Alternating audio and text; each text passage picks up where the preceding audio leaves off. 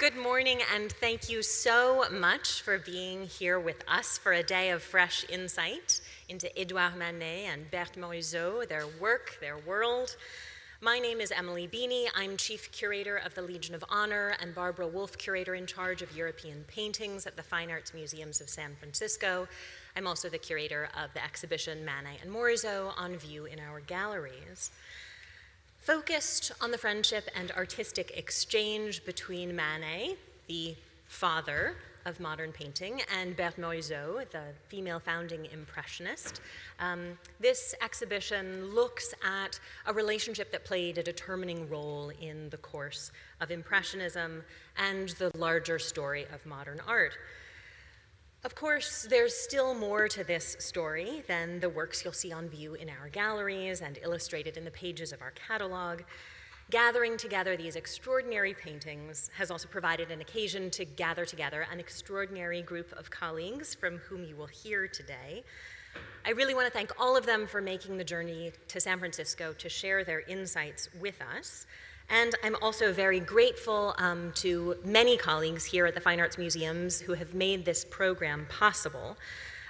So I especially want to thank members of our European paintings, public programming, development, and AV departments who've lent their expertise and their logistical support, including Rihanna Ferguson, Rosario Sotelo, Rocio Garcia, Cynthia Inaba, Rich Rice, Michael Golds, Michael Finley, Danny Cesena, Aidan Correa, Sean Jiang, Isabella Lorez Chavez, Dana Klein, Megan McCauley, and Danielle St. Germain. So, hand for them.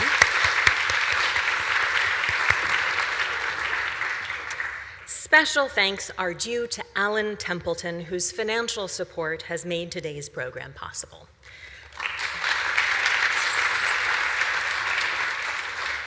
Additional thanks go to the Villa Albertine, San Francisco, and its director, Ruxana Simji, who have generously sponsored the discussion session with which we'll conclude today's program.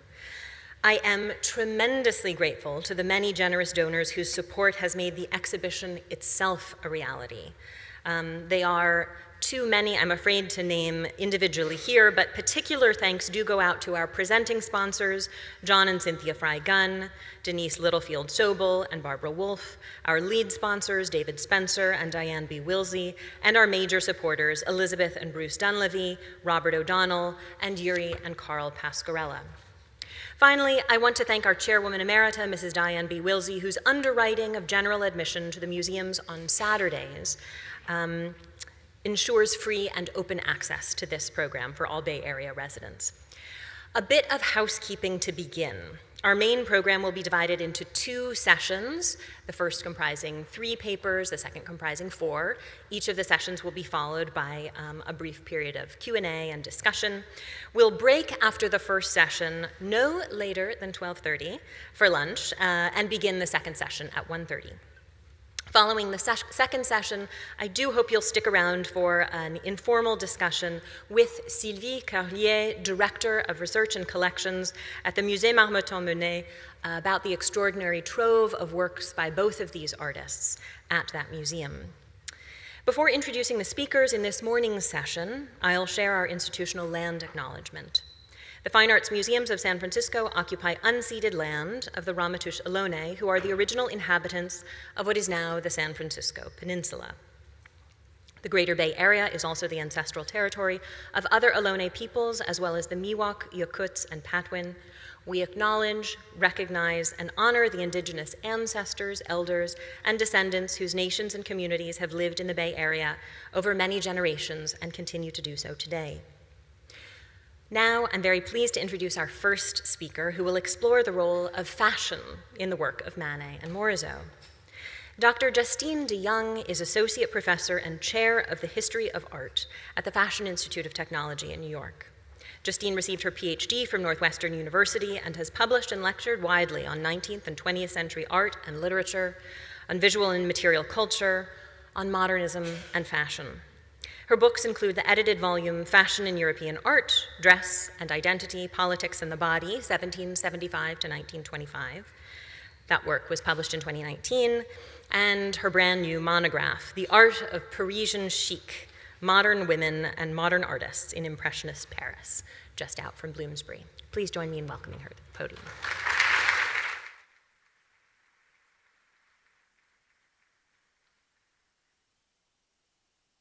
Thank you, Emily, for that kind introduction, and thanks to the whole team at the Legion of Honor for making me feel so welcome, and thank you all for coming today. Manet and Morisot were both brilliantly attuned to contemporary fashion.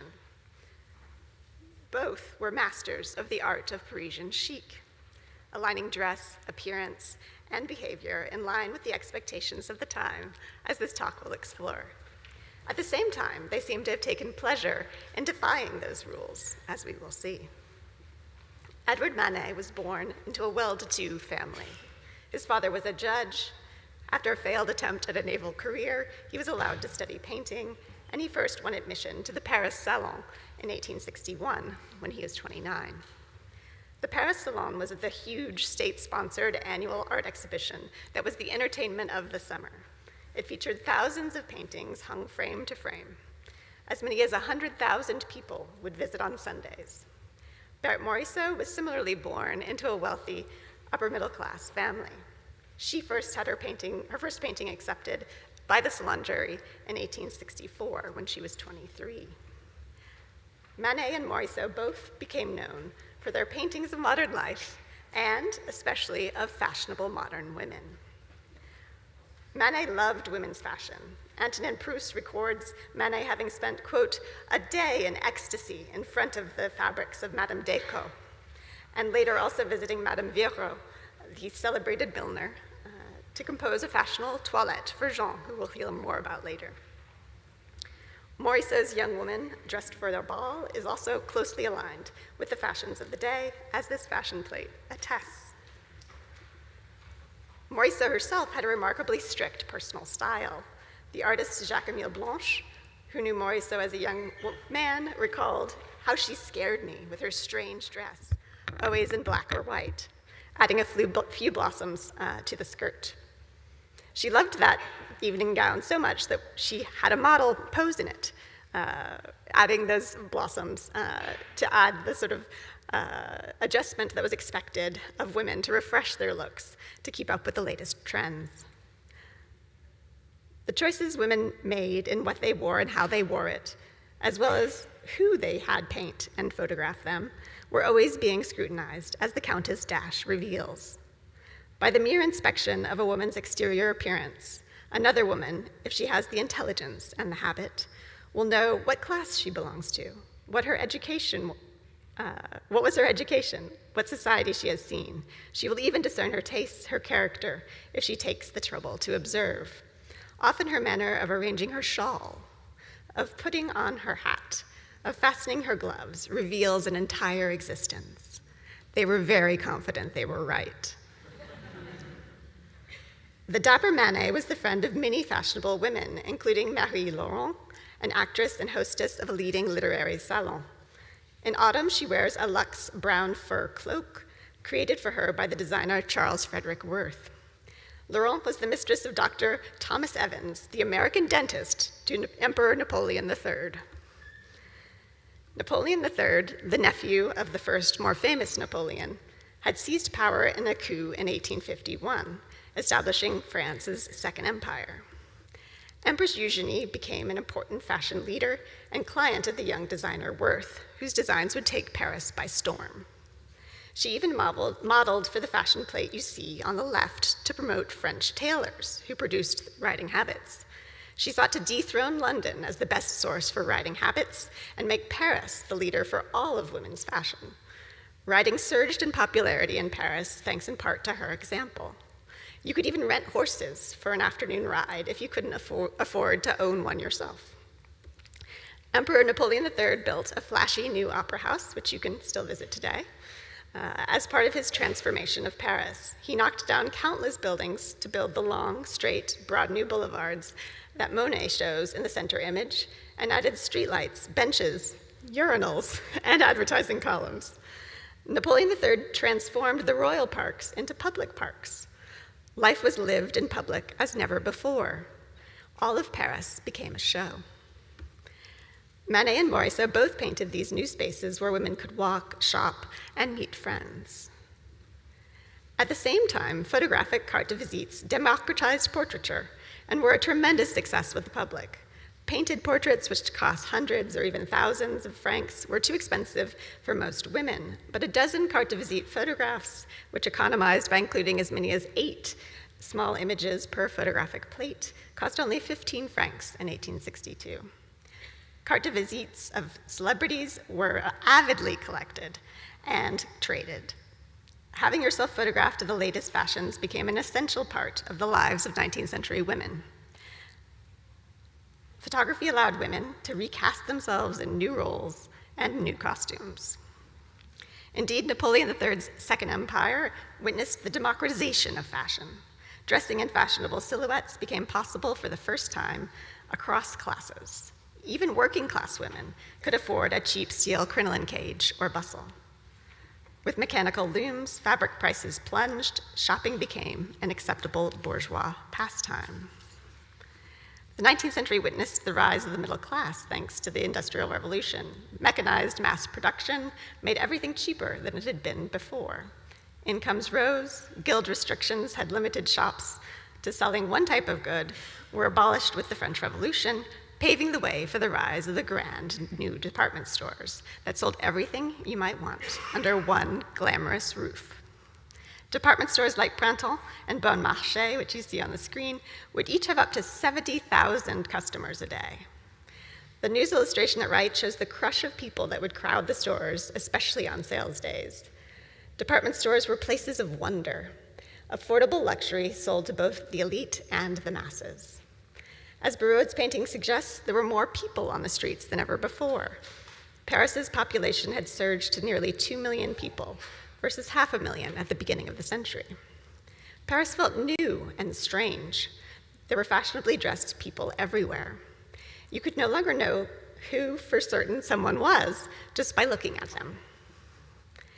The Parisienne became central to the image of modern Paris and became an ideal for women of all classes beginning in the 1860s. The Parisienne is that iconic Parisian woman known worldwide for her innate elegance and her exquisite taste.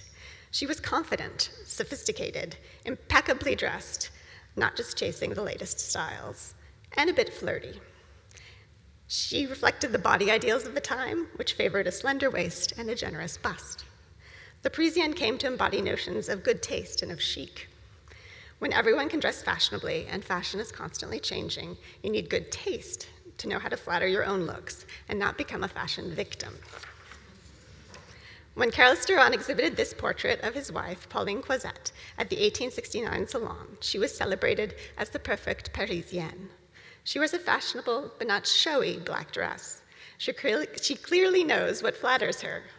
Black had become a favorite color choice for the chic Parisienne, as it appeared elegant and restrained when the streets were filled with women in bright colors made possible by the recent invention of artificial dyes. In the 1860s, bright colors were fashionable, but they weren't chic or tasteful. Croizette has a small red rose at her breast, but a yellow tea rose in her bonnet, a confident choice, not too matchy-matchy, made by a chic Parisienne.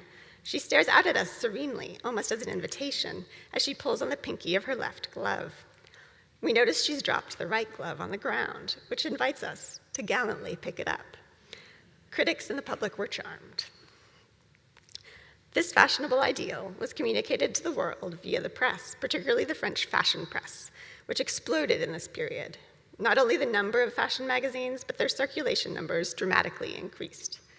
As Paris came to dominate women's fashion, its preeminent fashion journals circulated worldwide to hundreds of thousands of readers, and international sales by its couturiers soared.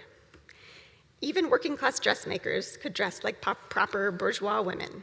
Here we have 2 dressmakers dressed exactly like the women they made clothing for. Fashion magazines even included paper dress patterns, some from designers, couture designers like Wolfe, that women could copy at home or bring to their dressmaker, making the latest styles widely available. Identifying who people were by how they dressed and acted became a popular entertainment in Paris. Identifying types relied on stereotypical expectations about how certain types of people acted and dressed. Genre paintings like this one that featured clearly legible types of people surged in popularity. It became a game to spot the types involved. This painting by Charles Giron, titled The Two Sisters, is nearly 21 feet wide and more than 14 feet tall, as large as this stage. Critics identified more than 20 types in the painting, but I'll only point out 6. Read the book if you want to learn more. First, note the chic Parisienne buying flowers in the right-hand corner, but let's zoom in on the central drama that the title references. We see a courtesan riding in a carriage. We can tell from the luxury of her open carriage and her showy dress. She's wearing light colors when dark colors, like those worn by the Parisienne, were typically worn out and about in the city. She's out to attract attention and noticeably alone, except for her tiny white dog. Her hatless working-class sister is simply dressed in a blue striped dress with a black apron, walking with 2 children at her side. Her husband is also there, incongruously holding both a pickaxe and a baby. She calls out to her sister in the carriage with an accusatory gesture. We're to imagine that she's rebuking her sister for her life of vice. In the background, you can see a shapely equestrienne called an Amazon in French. In the foreground, we see a working-class woman selling flowers from a street cart. In the middle ground, we see a bourgeois mother and daughter riding in their carriage. I'll now present a very brief overview of 5 of the most fashionable types of 19th century women: the mistress, the sexy widow, the woman on horseback, the savvy shop girl, and of course, the fashionable Parisienne. And I'll feature some of the paintings of them by Manet and Morisot. Elite men during the Second Empire loved to flaunt their wealth by supporting not only their wives, but also their extravagant mistresses. These women occupied what was called the demi-monde, or half-world, the counterpoint to the monde, or the world of society, where elite men socialized with their wives. Cocottes soon became celebrities alongside other elite women. They were known for extravagant spending. Conspicuous consumption was central to the cocottes' identity. They wore lavish jewels and the latest dresses from Worth. Worth would famously dress anyone who could pay his high prices. The British courtesan, Cora Pearl, was famously the mistress of Napoleon III's half-brother, Charles, Duc de Montagny. At the time, these women that I've been referring to as courtesans were called cocottes, right? Cocotte means hen, which may seem like strange slang for a mistress, but we actually have the same expression in English: the side chick. Cocottes were extremely chic and knew how to make an impact. You can see that in Pearl's glance, captured by the fashionable photographer Édouard. She wears the large pearls that she was famous for and a daringly skimpy dress with the barest of shoulder straps. Pearl threw lavish parties with only the best food and drink. She was especially known for her skill at riding. Between 1863 and 1868, Pearl bought more than 60 horses. In the space of 3 years, she spent 90,000 francs with one horse dealer alone. The scale of the expenditure was all part of the show. This is when most female workers in Paris earned 2 francs a day or less. Cocottes peopled the parks, boulevards, and operas of modern Paris. Here we see women dressed in the 2 latest dress styles: daringly short skirts and extravagantly long ones. Note the caricature's emphasis on looking. Men are looking at women, but women are equally appraising the men. Many pretty petite feet are on careful display. Indeed, it became the coquette's hallmark in art to discreetly display her foot and a bit of leg. Manet painted many cocottes, most famously in Nana. We have the beautiful actress and cocotte, Henriette Hauser. She's standing in her underwear, a chemise topped with a blue corset, paired with embroidered stockings and lace-edged pantalettes. The somewhat bored gentleman who waits for Nana still has his hat on, a sign he is quite comfortable in his position, as it was rude to wear a hat indoors in the presence of ladies. Nana is clearly not his wife, but his mistress. By contrast, Morisot's young woman powdering herself is assumed to be a bourgeois woman, given Morisot's respectability, the absence of an obvious lover, and the dressing gown that obscures part of her body. Powder was acceptable on all women, But Nana is also applying red lipstick, which was not. In the book, I tried to discuss the lives of real women as much as possible to show how women responded to these stereotypes and styled themselves with these types in mind. Manet here paints Jeanne Duval, most commonly known as Baudelaire's mistress, for their on and off again relationship of 20 years. Duval, who was born in Haiti to a black mother and white father, was an actress. Manet depicts Duval in an eye-catching blue and white striped dress, the extravagant volume of which nearly consumes her. Her inviting gaze, reclined position, and the luxurious dress would have prompted contemporary viewers to see her as a cocotte. By contrast, in a photograph taken by Nadar, Duval presents herself with none of the playful or seductive character often associated with images of cocottes, but instead as an extremely fashionable and rather serious woman. The pose is one of perfect bourgeois respectability, as seen in the contemporary fashion plate. She's seated with her feet up on a cushion, hands crossed, and a fan resting in her lap. The Le Mode Illustré plate demonstrates how perfectly Duval is on trend, wearing a crinoline skirt with the long embroidered fringed belt that was then fashionable. Most current of all is the striking straw bonnet that she wears tied with a large bow under her chin. If Duval was styling herself not to appear to be a cocotte, some women who were not cocottes chose to do the opposite, shocking critics with their sexiness, confidence, and obvious makeup, which made them appear more like cocottes than fashionable Parisiennes. The problem with Madame X was not the dress, but how she wore it. Her heavy lavender powdered skin, black brow, fallen strap, and the aloof conviction of her own beauty put off the critics. Having a successful portrait exhibited at the Paris Salon could make or break a woman's reputation. Comtesse Alice de Lancy was in fact Julia Tall, a rich American divorcee from Baltimore who had affairs with several prominent aristocrats. In France, Tall changed her name to Alice and bestowed the title Comtesse de Lancy on herself. There was no Count de Lancy. Having rich, titled lovers who lavished her with gifts, she has been labeled a cocotte by some writers today, but critics at the time were less certain. On the other hand, every detail of Carolus Duran's sensational portrait was designed to provoke, from de Lancy's seductive stare to her petite feet and the shiny gold-heeled shoes. One critic declared her a dazzling model of contemporary elegance. There is a strange and attractive seduction in this pretty woman in a white satin dress stretched out on a sofa, her left hand supporting the most adorable head in the world, and the other holding, like a weapon, a fan. The sparkling look of defiant provocation is below the surface, while the most coquettishly feminine smile accentuates the irritating and charming expression. The second fashionable type was also known for her beauty and sex appeal, the young widow, perhaps the most surprising to us today. The young widow as a type was made famous in the fables of La Fontaine, whose narrative reassured readers that these alluring women would eventually be looking for new love. Here we see paintings of some of those beautiful young widows dreaming of new love. Suitors often sent bouquets along with letters of consolation, as we see in the painting by Justine De Young. De Young's widow, who wears a posy of red flowers at her neck, seems to listen with interest. Manet's portrait of Morisot in a black mourning hat with a posy of violets would likely have been read in this context. The third fashionable type I discuss in the book is the Amazon. The independent equestrienne became increasingly prominent in Second Empire and Third Republic Paris. Manet here captures an Amazon alongside a host of other types during the 1867 World's Fair.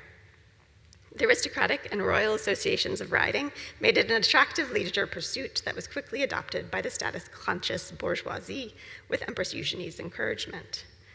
Simple riding habits telegraphed good taste, but also invited confusion over class, as some working-class women rode professionally, in circuses, as Solinka Lizveski did, and some cocottes like Cora Pearl were famous for their riding skills. The Amazon represented a threat to men's sense of control over women, as she wore a tailored habit and top hat and had the freedom to move independently. Who knew whom she might arrange to meet in the forest? This threat was diffused only when Amazons adhered to the feminine beauty and body ideals of the time, thus abetting male fantasies of control. He was the possession of a tiny waist, which most painters took care to emphasize and photo retouchers were happy to create. Manet's final unfinished Amazon paintings capture the indeterminacy of the type and the contemporary anxieties it provoked. Unlike the other fashionable types, the Demoiselle de Magasin represented an occupation rather than a lifestyle choice, stage of life, or a leisure activity. As a job, it came with a uniform, responsibilities, and an expected code of conduct. In the contemporary hierarchy of shopgirls, the department store saleswoman sat at the top. Envied for their fashion knowledge, higher incomes, and evenings off, Demoiselle de Magasin also endured a frenetic work environment, mistreatment by customers, and sexual harassment. The department store helped democratize fashion, but imposed a brutal uniformity on its workers. Yet the money and experience Demoiselle de Magasin gained from working in the store gave them the ability to transform themselves outside of it, where they could pass as a bourgeois woman or simply a Parisienne. As we've seen, the Parisienne was the most capacious type, encompassing women of all classes, but it was also the slowest to develop a visual archetype. Carlos Durand's 1869 portrait was a sensation for seeming to capture the Parisienne's signature chic and theatricality. The Parisienne was a role that was performed and required external validation. It was an ideal of femininity that was used to punish women who failed to please men or conform to their fantasies. Manet and Morisot were masters of the type. But one could fall short for being judged too fat, but also too thin, for being too demure, like Renoir's Parisienne, or too self-assured, like Madame X. It was a label rarely assigned to real women, but instead used to describe a whole host of idealized women imagined by artists in stereotypical scenes. The actress in Cassatt, Jeanne de Marcy, who modeled for Manet's 1882 salon painting Jean, was an exception. Manet captures Jeanne's pert nose, fair skin, long lashes, and pink lips. The choice to pair a bonnet with bold black ribbon ties with a pale floral silk dress was immediately arresting and extremely chic. Parisians were praised for their individual flair and risk-taking in making such bold juxtapositions. One critic later wrote of de Marcy, quote, "She rests, uncontested, the most beautiful woman in Paris, that is to say, the world." An 1882 caricature playfully describes the ideal silhouette of the Parisienne du jour using an architectural diagram, which emphasizes the extent to which de Marcy embodied the physical ideal of the time. Implicit in the du jour label is an acknowledgement that these ideal proportions frequently change, as indeed they often did. De Marcy's image was later used, likely without her consent, to promote Duke cigarettes in its series of playing cards featuring French actresses. An American company choosing to associate its brand with women from the French stage underlines the Parisienne's global power in signifying chic and sexual allure, and driving sales. De Marcy regularly emphasized her attractive figure to good effect in photographs. The shiny satin bodice draws attention to her slender figure, which was made even more trim with the help of the photo retoucher, who slimmed her waist and smoothed her back to create even more extreme proportions. You can see the little fuzzy gray bits where the retoucher has been at work. One of my favorite discoveries when writing the book was de Marcy's lingerie bill for 6,000 francs from a single dressmaker in 1889. The 480-franc nightgown provoked the most amazement in the press. At the time, a female fashion worker in Paris earned only 540 francs for the entire year. In this context, it's easy to understand the scandal that Manet's portrait of Manet Morisot reclining would have caused and why it was cut down. While Morisot largely painted safely bourgeois subjects, she was more adventurous in her own self-presentation. These are all paintings of Morisot by Manet, some of which you can see in the fabulous show. She wears fashionable black, but she strikes some rather unusual poses, slouching in one, hiding behind a fan in another, showing off a pink heel in a third. Indeed, in these private portraits by Manet, she was often a bit mysterious and flirtatious. She playfully shows off the pink, low-heeled slippers she was famous for wearing. She's displaying her petite feet like a flirty shopgirl or a sexy cocotte. Her husband, Eugène, playfully wrote to her saying, "I've run all over Paris and didn't so much as catch a glimpse of the little shoe with the rosette that I know so well." Both Manet and Morisot were experts in contemporary codes of dress, behavior, and art, but also seem to have taken pleasure in defying them.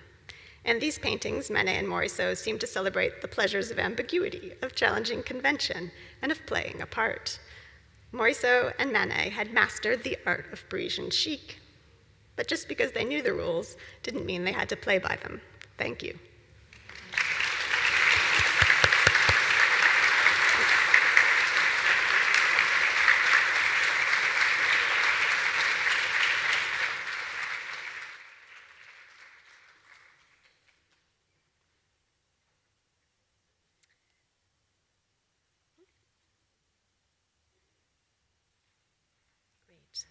Thank you so much, Justine, for that wonderful talk. Our next speaker will address a group of paintings definitely related to this question of the Parisienne as a type, the four seasons seen together for the first time in our exhibition. Devi Ormond is a paintings conservator at the J. Paul Getty Museum. She received her MA in Conservation of Fine Art from Northumbria University, Newcastle, and completed a fellowship at the Hamilton Carr Institute before joining the Kröller-Müller Museum in the Netherlands. There, she developed her deep expertise in 19th century pictures. Further positions at the V&A in London and the Van Gogh Museum in Amsterdam deepened this expertise still further, and in 2012 she arrived at the Getty Museum, where her research, treatment, and publication projects have included Van Gogh's Irises, Caillat's Young Man at His Window, and Manet's Jeanne, or Spring. Please join me in welcoming Devi to the podium. Thanks.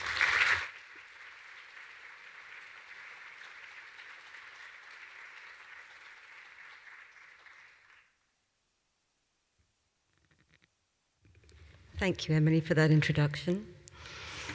Good morning, everybody. My name is Devi Ormond, and as Emily pointed out, I'm a conservator of paintings at the J. Paul Getty Museum.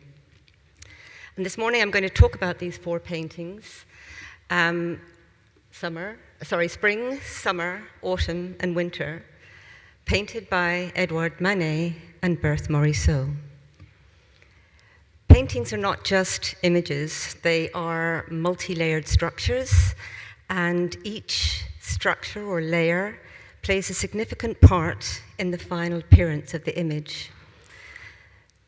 Today I'm going to look at the painting techniques and the styles of both artists and the choices they made with regards their ultimate output of these beautiful paintings. Berthe Morisot, she exhibited about 15 works in the 5th Impressionist exhibition. She's the founder of Impressionism, one of the main founding members.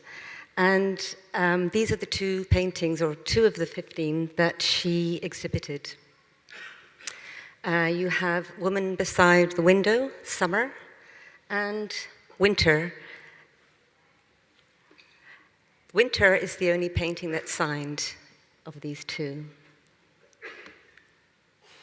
Édouard Manet, 2 years later, submitted his painting, Jeanne, Spring, to the Paris Salon of 1882. It was received with great aplomb. His portrait, Autumn, was left unfinished. Unfortunately, he passed before completion. It is believed that Manet's was commissioned by Antonin Proust, a friend of his, to paint the four seasons. And the intention was that Jean would represent spring and summer, and Marie-Laurent, here on the left, on the right, would depict autumn and winter. That project never was fully realized, unfortunately. Spring was signed by Manet, 1881. Autumn, of course, was not signed. So I'm going to take you on a journey, starting at the back of a painting and moving through all the different layers right up to the frame. And all of these four paintings are on stretchers, wooden stretchers. The stretchers came in standard sizes and were commercially available to artists in Paris. And you'll see that all of these paintings are very similar in size. Two of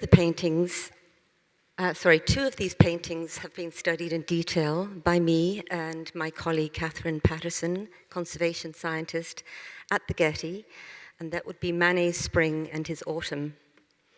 The other two paintings have not been studied, and I have been taking research done by other authors that have been published online, in articles, to try and get an idea of Berthe Morisot's technique. So the standard size stretchers that were available had particular dimensions, and you'll see that summer and winter, their dimensions are very similar to a standard size 20 figure. Spring and autumn were also of a standard size and come very closely to a size 20 marine. So these were all available for artists to buy in colourman stores or suppliers of artist materials. You might not have noticed because I forgot to point it out to you, but on the back of Spring, you'll see, let's see if I can get this to, you'll see here that there is a stamp. This is a detail of that stamp, and the stamp has been transcribed from the back of the original canvas of Spring onto the lining canvas. A lining is a treatment that's carried out which entails taking the original canvas off its stretcher and applying a new canvas onto the back with an adhesive. Then it is reattached to either its existing stretcher or a new stretcher. Three of these paintings have, 3 of the seasons have new stretchers, 3 of them are lined, and one of them we think has its original stretcher and is unlined, and that would be Summer from the Musée Fabre in Montpellier. These colourmen sold canvases, and they also sold rolls of canvas to artists to allow them to cut them up to their own liking and apply them onto stretchers. For the most part, these stretchers determined the standard sizes rather than the canvas. So if you wanted to have a canvas that was not of a standard size, you would have to have someone construct a stretcher specifically for you.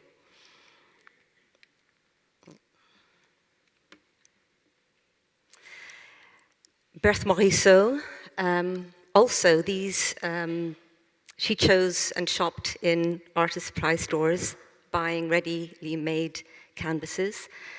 And you'll see here the 3 paintings that I have chosen are all around the same date as Summer and Winter.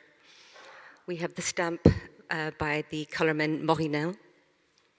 We have a dealer's stamp, Aprin, and Charles Leroux. It's a stamp that we found, again, thank you to Kim Muir for allowing me access the files at the Art Institute of Chicago. It was transcribed from the original canvas before the painting was lined. Buying these canvases ready primed and stretched were not cheap, but for Manet and for Morisot, that was not so much of a problem, but it showed that they had a penchant for working on good quality canvas. Speaking of canvases, because 3 of the paintings are lined, we don't have any access to the original canvas. This is where X-rays come in very, very handy. Rather like when we go to a doctor or a dentist and we have an X-ray carried out, we put these unfortunate paintings under X-rays, and we are able to extract really significant and important information. What happens when an X-ray goes through a painting, once it hits a pigment that contains a metallic component, it cannot pass through it, and it comes back reflected, and they appear white in the X-ray.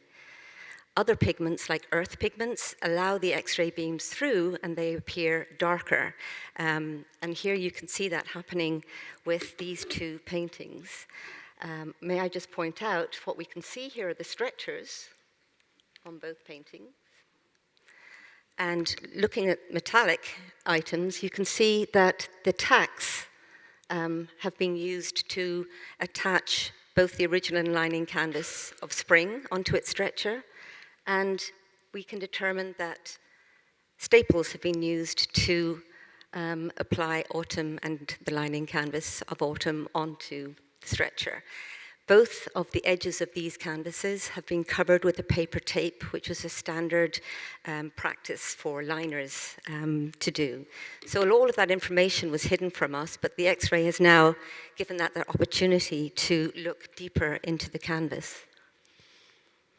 Talking about looking deeper into the canvas, an X-ray can often inform us about the type of canvas that's been used by the artist.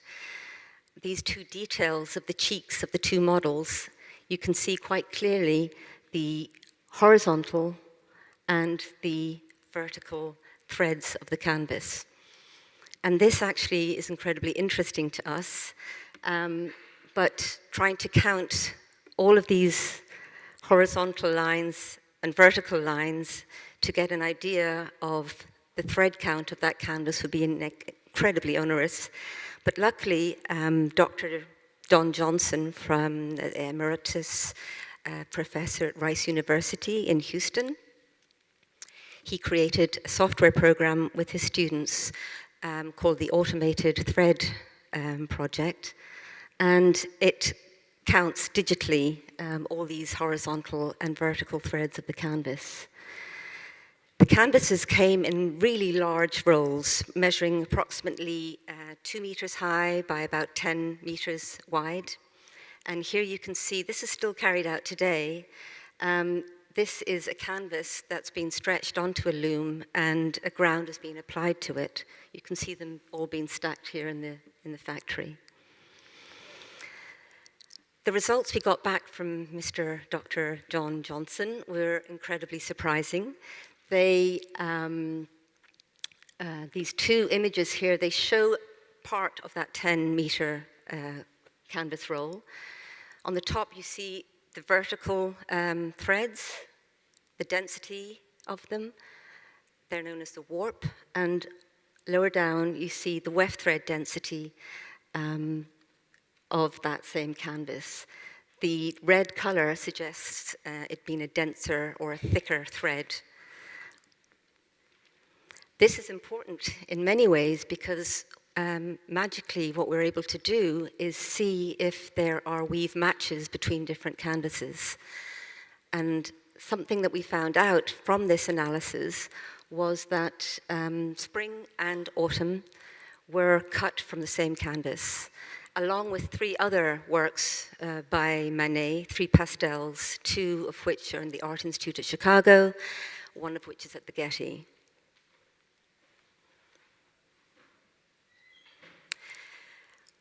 Considering that they all came from the same roll, one would expect that they all had the same ground layer. The ground layer is the first layer that's applied onto the canvas. Analysis was carried out by scientists at the Art Institute of Chicago and by my colleague Catherine Patterson, and indeed we found out that 4 works that were analysed, they all do have the same ground. It is a lead-white ground with traces of barium bound in oil. Speaking of the ground, one of the things you probably have noticed walking through the exhibition is that a lot of the paintings appear unfinished. We can see the ground.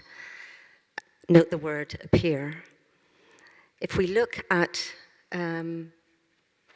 Manet's Spring, you'll see right down here in the corner some of the ground that is exposed. You might also note that there is a transparent green wash and also a transparent, semi-transparent black wash. Again, here we have the green transparent wash, and this is the black. These washes tended to mute the color, the bright color of the ground, but they also informed the artist about their color scheme in one of the preparatory stages of painting.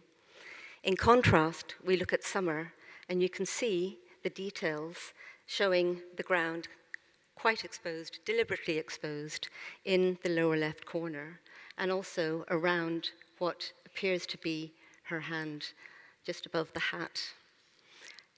These areas were left deliberately by Morisot, and I think what you can see is that it develops a kind of a texture and a facture to her brushwork that is very vibrant and moves a lot within the painting.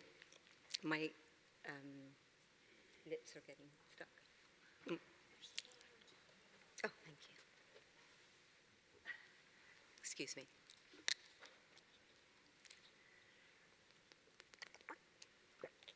So I think you can see here that Manet is trying to conceal the ground under paint layers, and Morisot is not.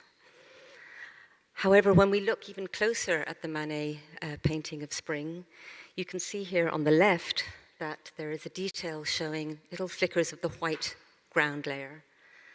On the right, what we see are areas that appear to look like the ground layer, but they are in fact paint layers.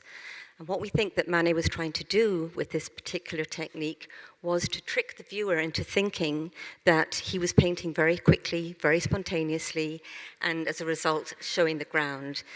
Quite the imposter, Édouard Manet. In autumn, being an unfinished painting, one would expect that we would see more of the ground visible, but we don't. We only see it in,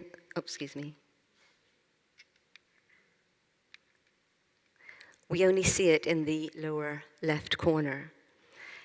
With regards to winter, it's very difficult to get an area of the painting from the high-resolution images and from even looking at the painting in the exhibition, an area where there is fully exposed ground.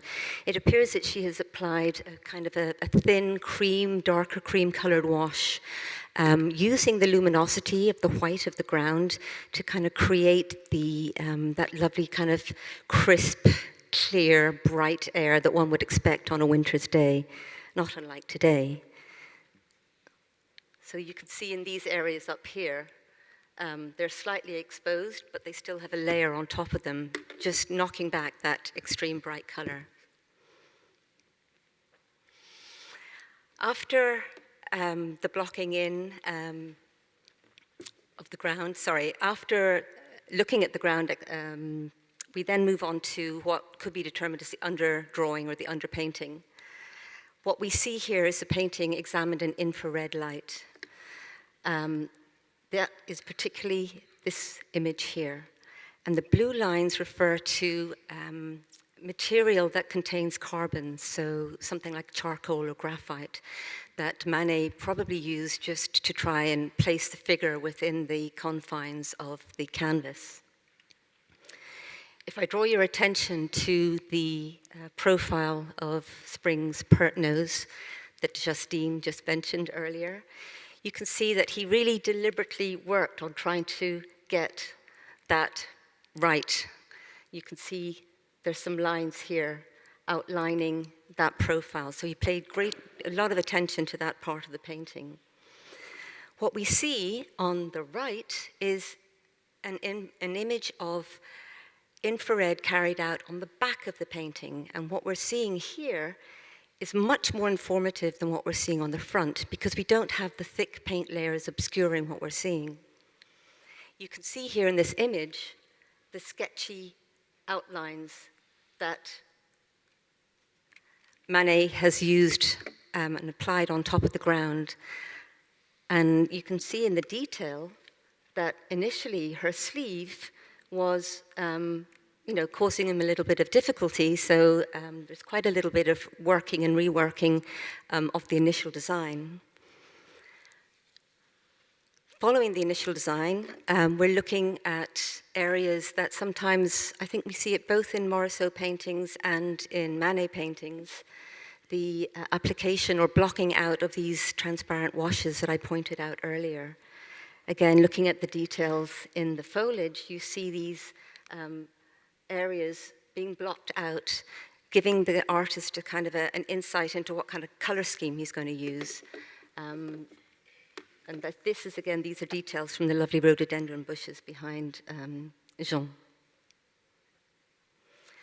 So once they have their canvas stretched, or they buy it stretched, the ground is applied, they figure out their image that they're going to do, they think about their color scheme, it's time for them to pick up their brushes, go and select some paints and their palette, and start painting. There are numerous ways that we can identify pigments used by artists.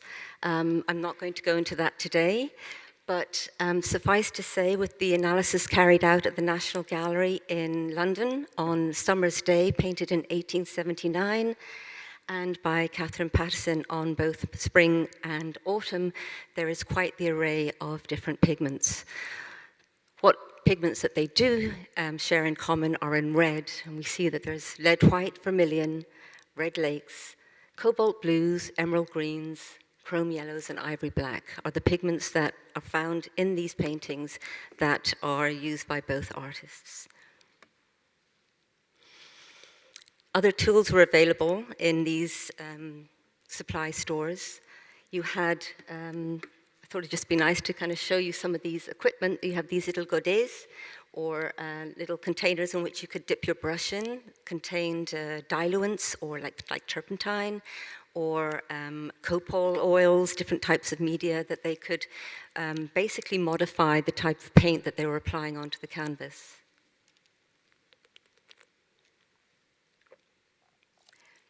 You'll see here very many different types of brushes, different widths, and you have other types of brushes here that you can sort of fluff out your brushwork with if you want to kind of give it a smoother edge. You see palette knives, which were also used to apply paint, grattoirs, which often are used for scraping, which I think both Manet and Morisot probably used quite a bit. Paints were in the 19th century were in metal tubes, and this allowed the artist to carry the actual paints with them outdoors, and a very convenient way for artists to paint. And as I showed you earlier, there was an enormous amount of pigments, paints, different types of paints being made available to artists, new synthetic pigments. An artist's mark is inevitably in one's signature.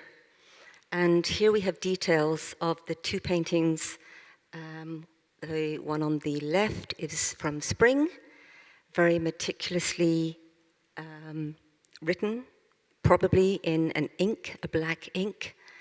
And on the right, we have Berthe Morisot's signature, initially started with black paint, which she seemed to have run out of.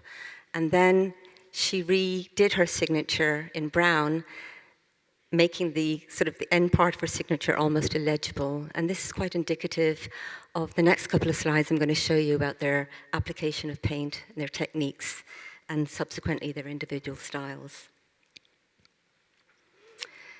If we look at the hands of spring and summer, you can very clearly see that there is a difference between their factures. On the left, we have Jean's hand, painted quite thickly in yellow, different tones and shades of yellow to depict the fingers and the highlights. Brushwork is in a more directional, or applied more directionally, so that you can get that sense of form of the hand. And then you look at Berthe Morisot's hand on the right, which is practically illegible, particularly when you look at a detail like this. What she does as an artist is she forces you to stand back and to take in the whole image. And when you look at summer in the galleries, you can quite clearly see that these are indications of the sitter's hand. Some details of spring. You see application of pure white on the little fringes of the parasol have been applied on top of that black ribbon that holds her hat. We call this scumbling, where the paint that's put on the brush is quite dry, and the paint kind of hits off the surface of the paint layer or the canvas underneath, breaking up the brushwork. We have this wonderful little detail of a flower from Jean's dress, showing a blue and a red paint mixed together, probably on the canvas as he was painting. And then we have a lovely detail of the folds in the sleeve of Jean, applied much more thickly with much more texture, again in a directional format, giving form to her arm. When we look at Morisot's, this is a detail from the beautiful sort of lace collar that she's wearing. You see a white paint with a little touch of blue, which really is representative of the whole dress. It's got this diaphanous kind of feeling of being a lightweight material that one would wear during the summer. Again, you see these swirls of green paint suggesting a flower or some kind of plant behind the sitter in summer. And then you have this very signature style of, which I call the Morisot zigzag. She uses the zigzag in many of her works. And I don't know if any of you have tried to paint. I know we have a painter here in the audience. You can't create this kind of brushwork slowly. It has to be done quick. So that in itself, just by looking at that, can give you an idea about how Morisot worked. If we look at autumn and winter, it seems to be the converse. On the left, we have the hand of autumn, which again doesn't really look like a hand. It does have the flesh tone, so we are aware that it is a hand. Again, if viewed from a distance, it makes sense. The hand in winter is more worked up.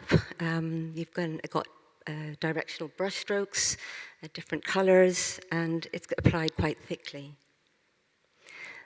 If you even look at the sleeve of the white shirt underneath, right on the cuff, the precision of this is something which is not very typical of Morisot from this period, but it sort of highlights again when this work, I think, is much more tightly painted than Summer.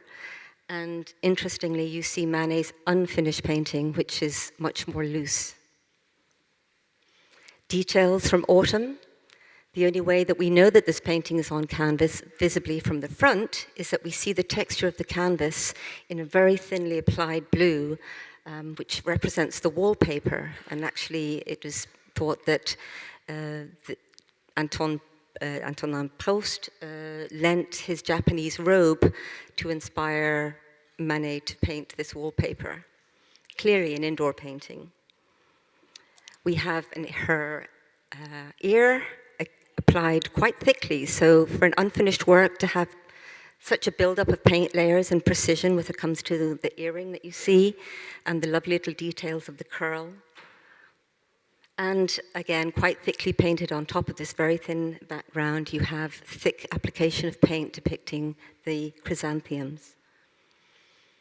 When we look at winter, again, you have a lovely little squiggle indicating probably the back of sort of the edges of her scarf. You have this wonderful kind of swish-swashing of brushwork visible in the background of the painting. And then you have the Morisot zigzag applied with green and a touch of white, again, probably mixed on the canvas itself. The next couple of slides, I'm just going to give you some time to just observe the difference in these details of the eyes of all of the models from spring, summer, autumn, and winter.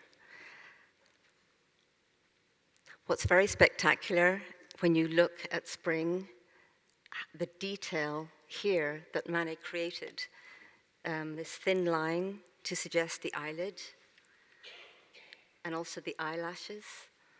But what I find particularly extraordinary is this tiny, tiny, tiny little dab of white, which beautifully reflects the light of the iris of the sitter. What you can see as well is the ground. There's some scraping taking place there. Here we have the eye of autumn, again, much looser, but still relatively finished from afar.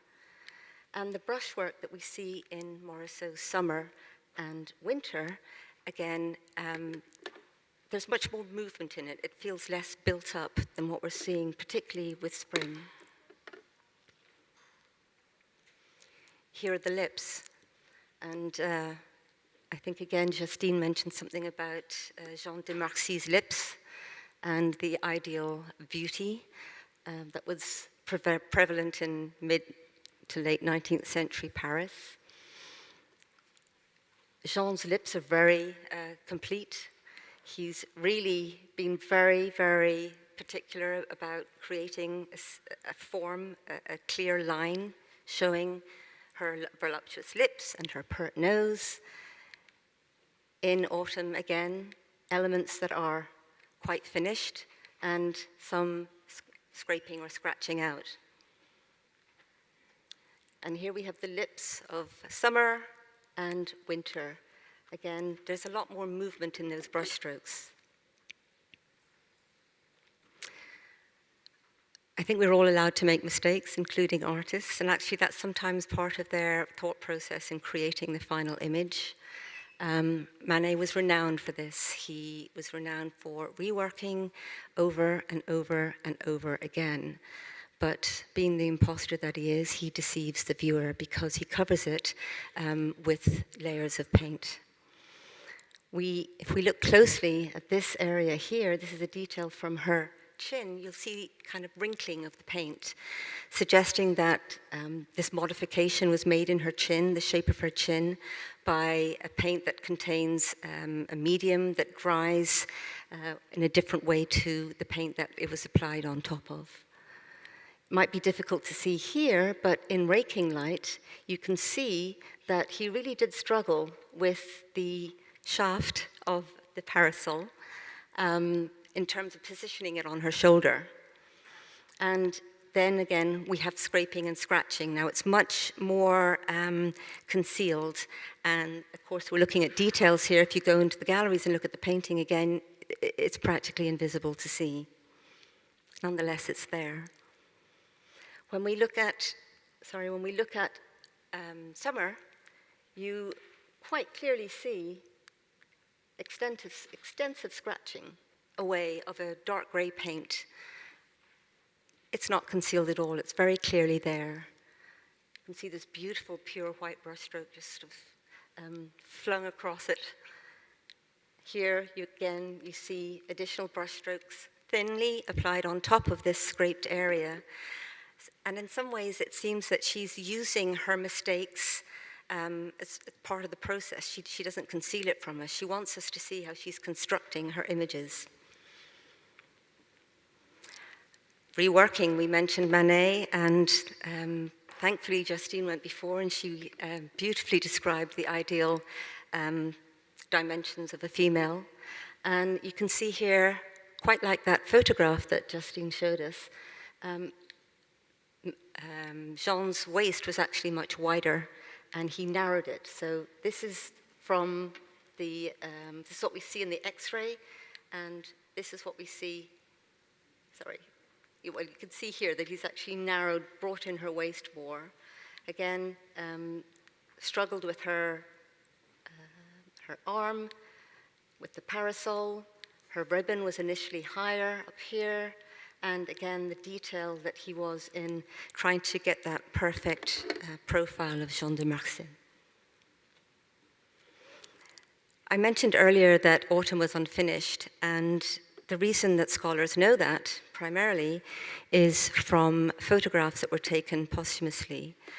When Manet died in April 1883, his wife, Susanna, and his stepson, Léon Leenhoff, commissioned Ferdinand Lochard to basically photograph the contents of Manet's studio.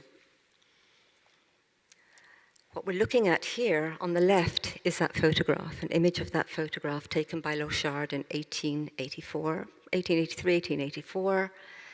And this is from Leon Leenhoff's register, in which he has written notes about this painting. What is of particular interest is that he writes here in the bottom, it's a detail taken from here, that the work should be sent to a restorer studio called Kievert. So quite clearly, the painting was not finished. I think if you look closely at the image, you can see the muff here is quite different to the muff we see here. And one of the things we have to be really cautious about these early photographs is that the wet collodial process of printing them gives you a different concept of color. So the blues tended to blow out. So we have to be very careful when we're looking at these old historical images in terms of accuracy of what they're depicting.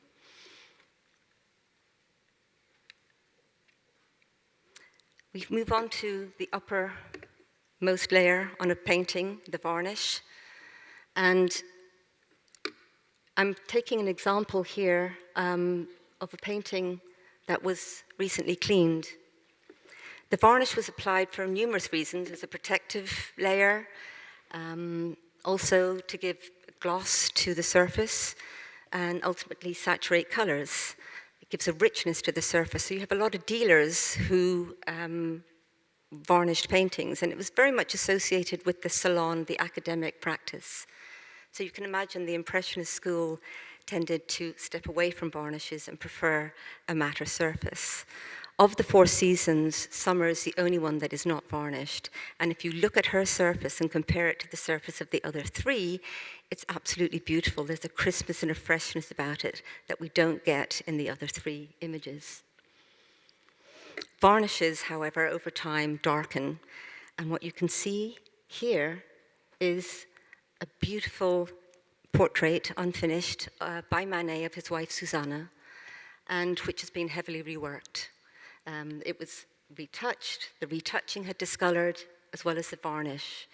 Here you see the image of the portrait after cleaning, and you can see that freshness and crispness of the brushwork has been recovered. Thankfully, we didn't have to revarnish this painting, and it still retains that beautiful, crisp brushwork. Morisot, we believe, did not want to varnish her paintings.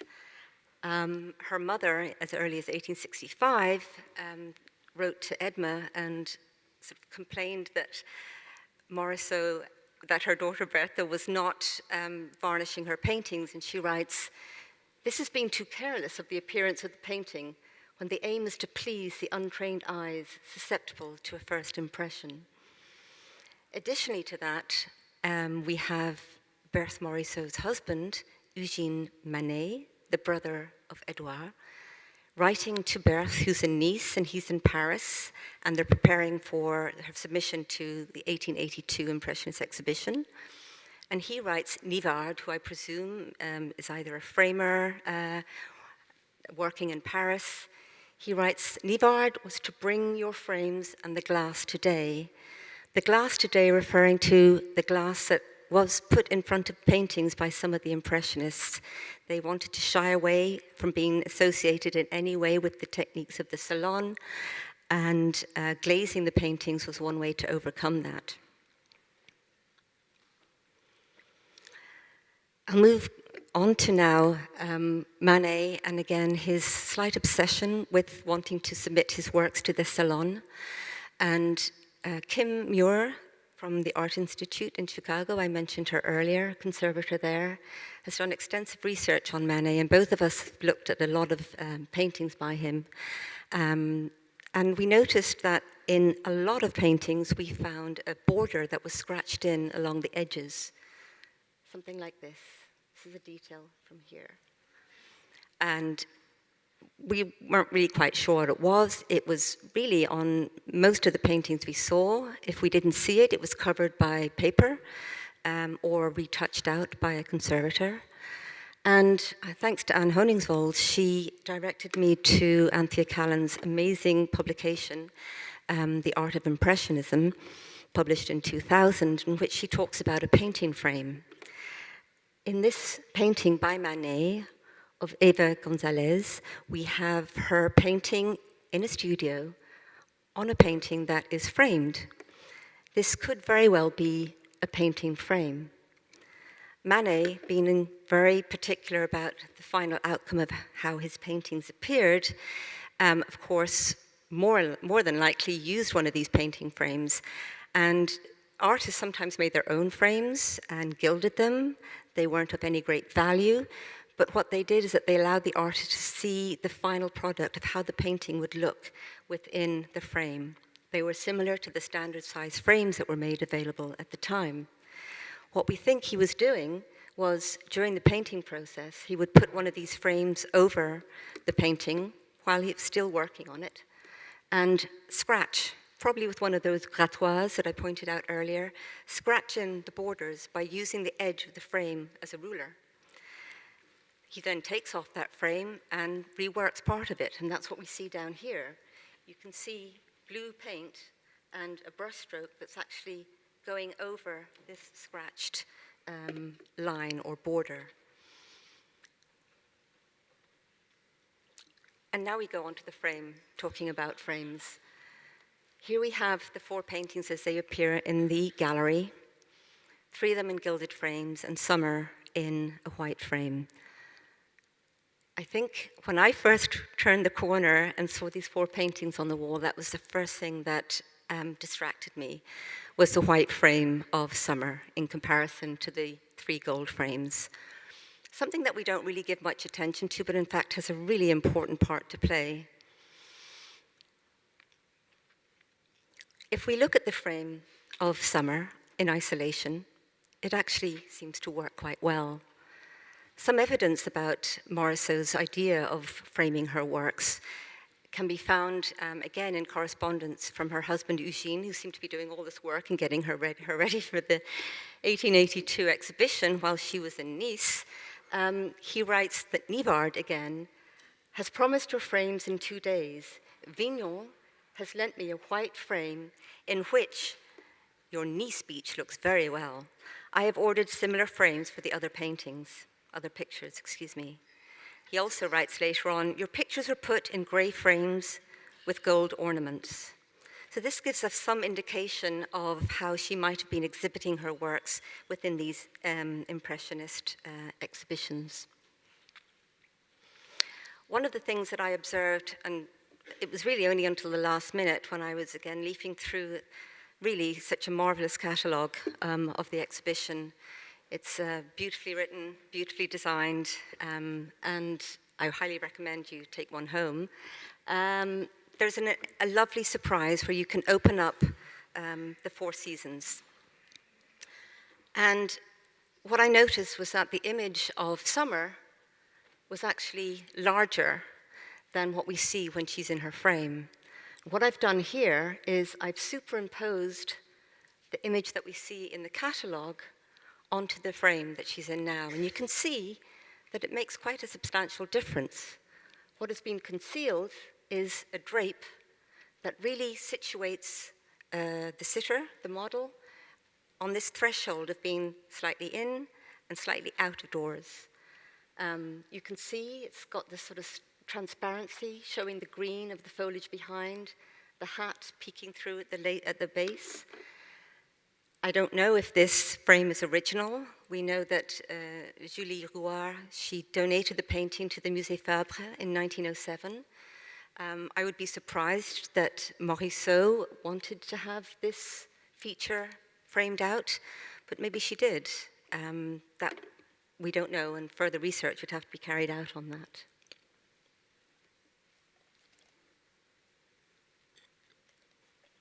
So here we have the 4 seasons again.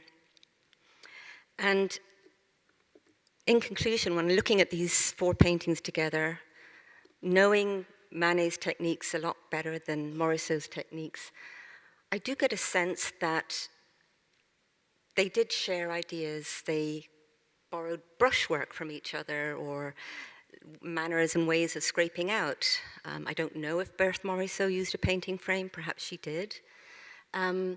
You can see that there are similarities in techniques, but their style is very different, particularly in these 4 paintings. And one of the wonderful things about the techniques that we have now to research paintings is that we can see beneath these layers. We can see what Manet is trying to hide from us. And when we look at spring and autumn, there's a kind of, they seem slightly overworked, whether it's by Manet or by another hand. There's a stiffness about them. They seem very decorative. And there's almost a kind of too much of an ideal beauty. The modern woman, the chic Parisienne, a type, as mentioned earlier by Justine. When we look at Morisot's work, there's a freedom to them. There's a lightness of touch. There's a confidence there that is not concerned with concealing her mistakes or her process of creating images. Perhaps by exhibiting her works in the Impressionist shows, she had a lot more freedom, and she could actually paint as she wanted to paint. It's a possibility that Manet felt the constraints of the salon jury, who had very conservative and academic approaches to accepting works of art into the salon. And maybe at the back of his mind as he was painting, this was something that he was constantly thinking about. And there is a kind of a restraint to the brushwork in these two paintings. I often wonder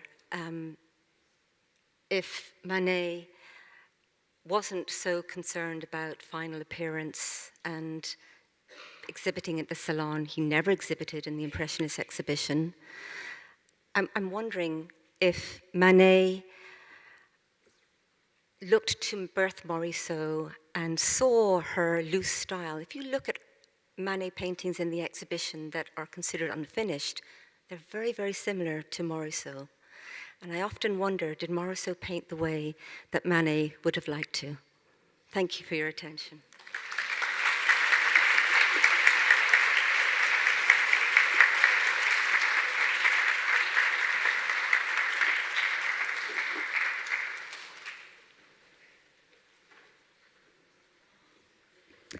Thank you so much, Devi. I realize we're a little short on time, so without further ado, I will introduce our next speaker. Dr. Mary Morton has served since 2010 as head of French paintings at the National Gallery of Art. She earned her PhD from Brown University and held curatorial appointments at the Museum of Fine Arts Houston and the Getty Museum in Los Angeles before arriving in Washington, where she has expanded our national collection through the acquisition of works by artists including Gustave Caillebotte, Anne Vallière-Coster, and Simon Vouet, and where her long and distinguished list of exhibitions has included Gauguin, Maker of Myth in 2011, Gustave Caillebotte, The Painter's Eye in 2015, Cezanne Portraits, and Corot Women, both in 2018, and last year's epochal Paris 1874, the Impressionist moment. In 2018, Mary was awarded the Chevalier of the Order of Arts and Letters by France's Ministry of Culture. Her monograph on Mary Cassatt is forthcoming from Getty Publications. Please join me in welcoming her to the podium.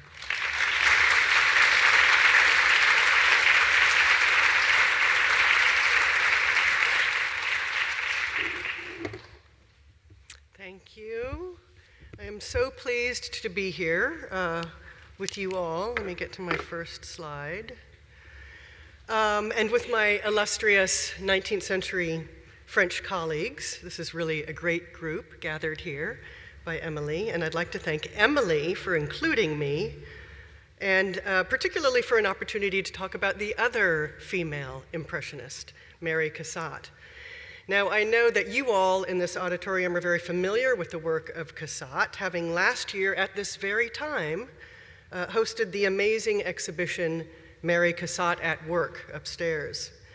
To feature both of these terrific women artists back to back, so smartly and so sumptuously in terms of loans, spectacular loans, is an exceptional opportunity for all of us. When we talk about Morisot and Cassatt, the question as to their relationship often comes up. Were they friends? Were they competitors?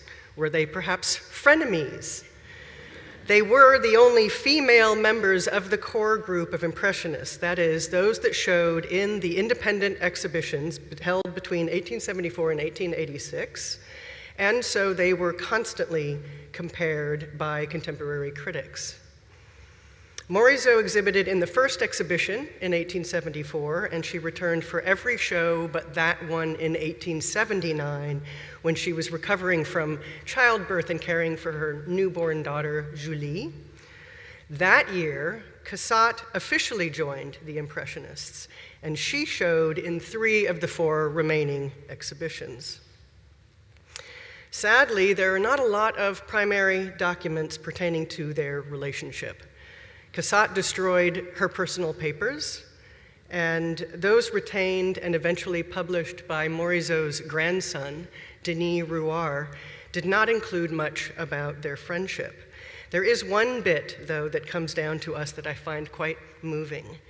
When Morisot missed that 1879 Impressionist exhibition after giving birth, Cassatt sent her words of encouragement, quote, "I am so happy that you've done so much work. You will reclaim your place at the exposition with éclat. I am very envious of your talent, I assure you." And she signed off warmly, "Many kisses to Miss Julie, and 1,000 best wishes to her mother from their affectionate friend, Mary Cassatt." Cassatt was deeply impressed, indeed, with Morisot's almost preternatural painterly talent. I'm showing you here a marvelous example of Morisot's work from the late 1870s called Women at Her Toilette from the Art Institute of Chicago. It's a picture that Cassatt would actually buy for her own collection in 1896. In this breathtakingly beautiful painting, you can see her fast-moving, responsive brushwork whirling and skittering across the canvas, and her sumptuously harmonic sense of color in silver and gray and pink. Her touch, as Devi was describing with those marvelous slides, is so light and delicate, a little bit nervous perhaps. And I've just finished an essay for an exhibition that our colleague Simon Kelly is doing at the Nelson Atkins on women Impressionists on musicality. Morisot was in fact a gifted pianist with extraordinary talent that was recognized by all of those around her. And her pictures feel to me a little bit like musical performances, emphasizing abstract pleasures of color and tonal harmony and cadence and pacing. I have some details. In a way, Morisot was the quintessential representative of Impressionist painting as it came to be defined. Her work felt spontaneous, shimmering with light, and modern in its attempt to capture the now.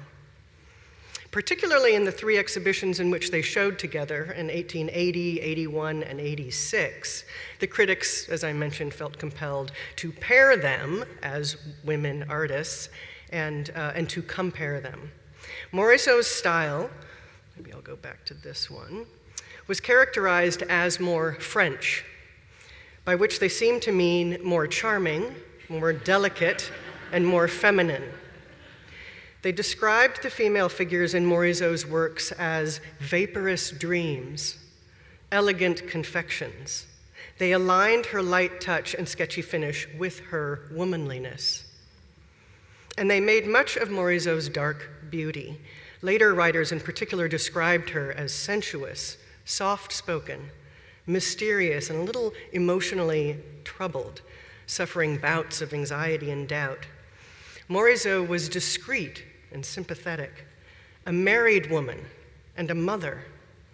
Early Impressionist historian Camille Mauclair called her the most fascinating of the Impressionists, as famous for her beauty as for her talent. And as this exhibition describes, she was generally seen as Édouard Manet's mentee, a product of his tutelage. In counterpoint, Cassatt's Americanness was often invoked. She was born in Pittsburgh, but she spent her whole adult life in France, almost 40 years. French writers, however, constantly invoked her country of origin. They also reminded readers that Miss Mary Cassatt was unmarried and had no children, an unusual and at the time felt to be an unnatural state. Bachelors were felt to be a little bit suspect in the Second Empire and the early Third Republic, but unmarried women really stood out and apart. Characterizing her work, critics talked about how strong it was, how solid was her modeling, and described it as virile and serious in intent, touched with manly energy and masculine in control. Of course, they often circled back at some point to gender qualifications. Courting contradiction, they would sort of hastily add something about her feminine grace and charm. But what did all that mean? What does it mean to say that Cassatt painted like a man? So I want to look closely at some of her works with you this morning and try to figure out this funny gendering of painting style. Certainly, her painting style was anything but polite and easy, and it definitely flew in the face of perceptions regarding femininity in the 19th century. First of all, she emphasized draftsmanship in her work. In contemporary art discourse, drawing was considered the more masculine aspect of art making, a product of the rational mind, and the part of art that involves the meaning making, the contoured articulation. This versus color, which was considered to be more emotional in its address, expressive of the irrational and therefore pertaining to the female domain. Cassatt also committed herself early on and throughout her career to figural art, versus genres considered more appropriate for female painters like still lifes or landscapes. One of my favorite Cassatt quotes for its sheer glorious hubris comes in a letter from her early 20s, in which she states that she wants not only to paint as well as the great old masters, but better. And of course, if you think about the great old master painters, Leonardo and Titian and Correggio and Velázquez, Rembrandt and Rubens, they are all figural painters. Cassatt also painted with extreme confidence, and we might even say virtuosity, a word which conjures a kind of skill and self-assurance which certainly would not have been considered acceptably feminine. A young artist visiting her studio in 1876 remarked on her masterly style with, quote, "a touch of strength one seldom finds coming from a woman's fingers." Critics connected her virile and vigorous technique to her personal identity, firm, confident, educated, and authoritative. And Cassatt was highly educated and opinionated, and she was assertive and could be criticized as unaccommodating. All, of course, crucial traits for survival in the art world, but deadly to contemporary ideals of femininity.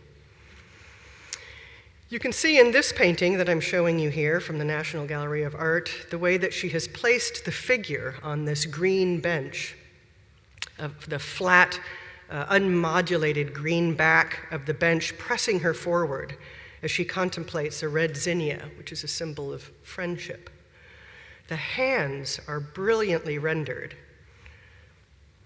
And I love this little pocket of negative space here. I just love that little detail. The sitter is not a conventional beauty, making this gorgeous painting that much more poignant, in my opinion. Now, this picture has just been cleaned, as have all of the Cassatts at the National Gallery of Art. We are following the lead of the Philadelphia Museum of Art, which, in preparation for Mary Cassatt at Work, systematically studied and cleaned all of their Cassatt oil paintings in their conservation studio. It was the first time that any institution had ever undertaken such a concerted approach to Cassatt from a technical art historical point of view. And I recently spent some time with the Art Institutes of Chicago, The Child's Bath, one of their great, great paintings, and they have just cleaned it, and it's completely transformed, and this is in preparation for an exhibition that they will be doing in Chicago in the fall of 2026. Until now, Cassatt paintings across the country have lived largely beneath thick layers of yellowed varnish, not only mangling their subtle chromatic effects, those intended by the artist, and her sophisticated spatial effects, the placement of her figures in fictive three-dimensional space, but these surfaces have also gunked up the texture of her paint handling, her truly amazing brushwork or facture, the freshness and sophistication of her paint surfaces. And in discussing these works with conservators these past couple of years, I hear a recurring expression of surprise and excitement about Cassatt's paintings, and it's made me realize how seriously we've underestimated Cassatt's formal innovations, her vanguard status as a stylist, right in there with Monet and Renoir, Degas and Cezanne, and of course, Morisot. So back to the zinnia. Recently cleaned, this is a detail of the recently cleaned picture. You get a better sense of the artist's confident contours and her extraordinary color sense, the way that she describes the white shirt. Another detail that I love about this picture is the way that the fingernails, these fingernails, the way their direction sort of continues in the lines of this unusual dress, swooping up to her left hand. It's just a kind of rhythmic pleasure that one gets from something like that she's playing with. And I have a slide of just the face, the description of her complexion, her ruddy complexion in medium-rich strokes. It's just beautiful paint handling. And this fantastic dress. And I've been dogging Justine De Young to come and visit us at the National Gallery and talk to us about this incredible, what is happening? This is a belt, but there's strands of fabric that cover the belt. Anyways, it's a beautiful, beautiful dress. And she has brushed on in order to create details like this and then scraped away around the edges to get really strong contours, coming back in often with blue and red in the contours to create these vibrating, lively effects. She drags brushes wet with pigment over already dried understrokes, and she'll take a clean brush and sort of feather over softer paint layers with a dry brush to modify edges in places. She uses predominantly opaque paints to structure the color and texture of the surface, and then she adds glaze-like layers and transparent pure colors for detailed emphasis. Here is a photo from our conservation studio at the gallery, and this is our colleague Alice Craigie at work on this painting, Children Playing on the Beach. Now, this is a picture that I have never particularly cared for. The subject to me is just a little schmaltzy, a little too, I don't know, a little too little kitty. But looking carefully with our conservators and studying the paint surface through high-tech imaging of the kinds that Devi was showing us, we've seen how labored this sweet scene actually is. Cassatt has scraped down and built back up the paint layers around this front child's head. You can't quite see here. And she's moved the legs around, she's moved the feet, she's elevated the direction of the shovel handle. And look at the incisive, impacted way these little prehensile fists are clutching the pail, her fingers redrawn with red and blue strokes to convey her physical and mental intensity, with the pail itself just very loosely sketched in. Cassatt's extraordinarily experimental paint surfaces were informed by her intense work in other media. She was a brilliant pastelist. She achieves in works like this one subtle tonal effects by rubbing and stumping the powdery color to so sensitively describe the contours of her model's face, lit by the gas chandelier and suffused light of the concert hall. The subtle illumination gives a sense of the sitter's interiority. She protects herself somewhat from the gaze of theater goers and from us with this magnificent iridescent fan in which Cassatt blends and layers pastel crayon with metallic paint and then manipulates it with both wet and dry brushes and, we think, ultimately with steam. These materials give a sense of the artificial light of the opera hall reflecting off the bands of the balcony facades that you see sort of whirling around her head, and the sleeve of her shimmering dress. I mean, it's just all about reflections. Here is another one of my favorite pastels, which you had in your show upstairs, in which Cassatt uses the powdery medium to convey the warm merging of two figures' faces, their individuality dissolving in their ardent embrace. Brightly colored squiggles in green and purple emanate above them, fictive wallpaper that reads like love vibrations. So there's this wonderful sort of expressive way in which she's using abstract marks.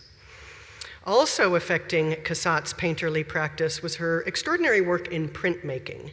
She and Degas and Pissarro in the late 1870s and early 1880s embarked on this wildly experimental print campaign, which was supposed to result in a print journal called Day and Night, but it was never ultimately realized, much to Cassatt's extreme frustration. It was likely Degas that sort of dragged the project down.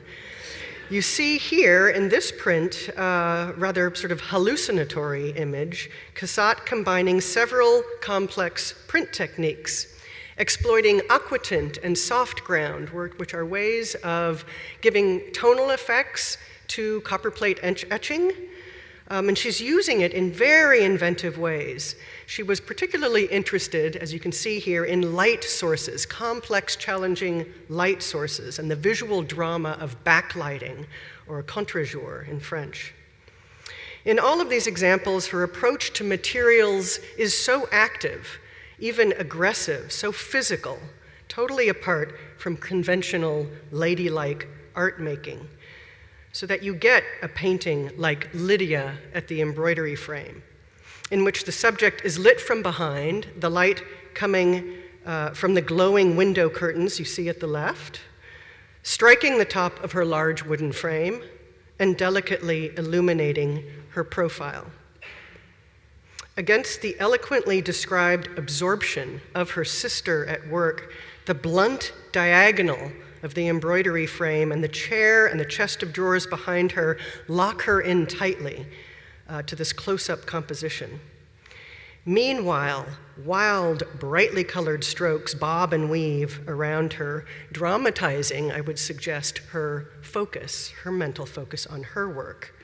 It is a seemingly tame subject, but conveyed in such a radical and I would suggest even virile way. Another supposedly leisurely picture is Lydia in the garden, in which her sister sits in the bright sunshine, floral color rioting behind her, and this amazing, rapidly receding line of planted flowers, this red row. The sun hits her bonnet, making it sort of explodes into these candy colors, beneath which her face is protected from all of that light and rendered so subtly, the ambient light indirect and suffused. Like her sister, Lydia was very much into fashion, and she wears a fantastic blue dress with red and ochre stripes and lovely cream-colored gloves. Here she's working on a textile with skilled, gloved fingers, and just look at the amazing strokes that she uses to describe the cuff, not to mention the colors. Again, it's a wonderfully it's a wonderful sort of painting performance, but it's also a very moving portrait of her sister Lydia, who was her best friend and constant companion during her years in Paris. Ultimately she contracted Bright's disease, which I think is a kind of kidney disease, and she is sick in this painting. She's going to die, I think, within the year.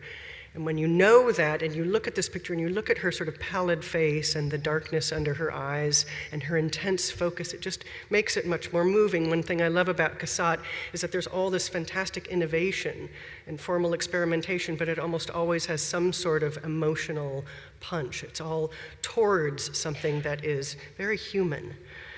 I'd like to bring us back to Morisot for a moment. And this fantastic exhibition in which we see very obviously Manet being inspired by what Morisot is doing. Morisot is just one of the most amazing artists of the 19th century. And people have been trying to put words to what it is that she does. Here you see, I would suggest, Mary Cassatt taking on Morisot. This is a picture, it's called The Cup of Tea. It's from the Metropolitan Museum of Art. Cassatt, I would say, is experimenting with Morisot's light, spontaneous touch and luminous blonde palette. The precision of that gloved hand holding the teacup at the very center of the composition, very defined, against the surrounding more loosely forms, and the attention to that cup. And can you see the way that her dress, her pink dress, is reflected in the bottom of the saucer of the teacup and in the side of the glove? And it reminds me too of the kind of trail that Cézanne is going to take, this incredibly defined emphasis on the center around which everything sort of loosens, and then when you get out to the edges of the painting, it's really just peripheral vision and not in focus at all. It's really sort of about the way that vision works in a way that she's recreating in a painting like this. Ooh, this sleeve. Yeah, had to get this sleeve in. I'd like to close with one of my all-time favorite Cassatt paintings, your very own Portrait of the Artist's Mother. Apparently, and Emily very kindly shared curatorial files with me when I was here a couple of years ago, there was some resistance to the acquisition of this picture in the late 1970s. It was bought in 1979. It was felt to be, by one curator, quote, not more than a worked-up oil sketch. And to boot, an image of an old lady, which is not terribly appealing. It is a late portrait of Cassatt's mother, Catherine, aged about 70, by all accounts a brilliant woman, highly educated, extremely well-read, and opinionated, very much her daughter's mother.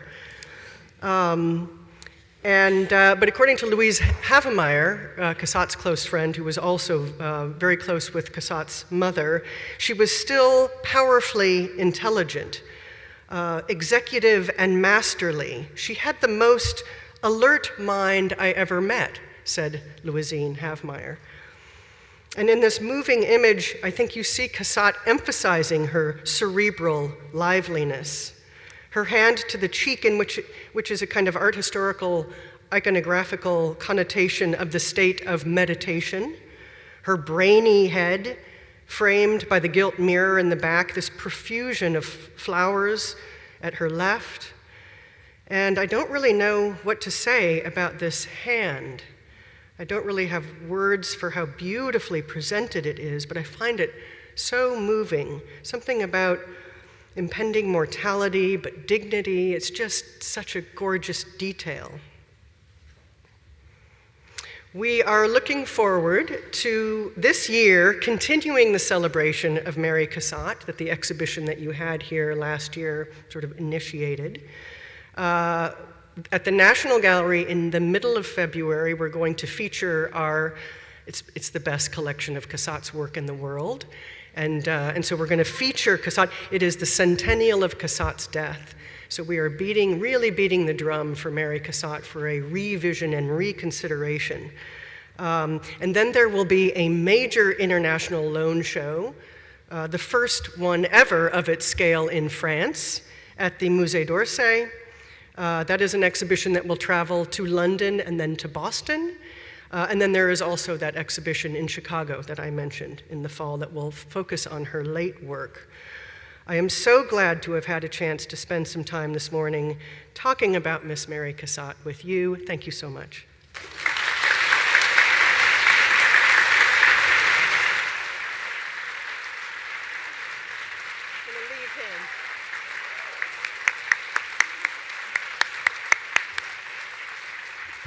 Oh, Mary, thank you so much. It's still on, yeah? Just delicious.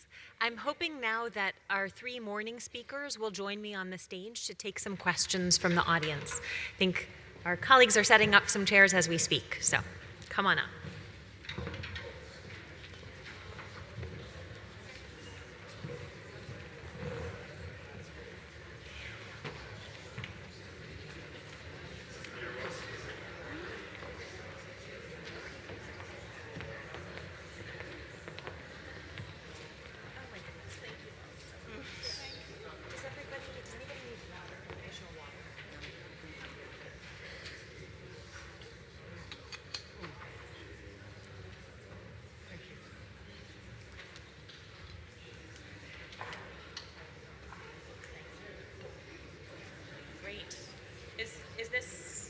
Is this on?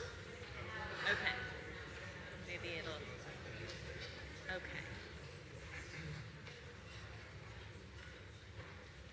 How about now? Should I wait over there? Which side do you want to be on? Okay. And are we, oh great. Thank you so much, Michael, wonderful.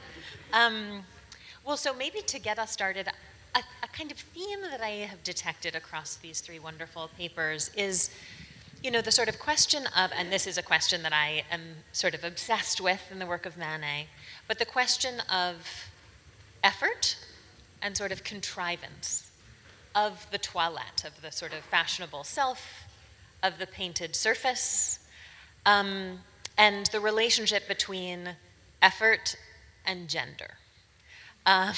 And that ladies are maybe, in the 19th century, supposed to make it look easy, that this is maybe part of the problem with Cassatt, that she's maybe a little try-hard, and maybe this is one of the kind of perceived virtues of Morisot, this sort of seeming ease and effortlessness.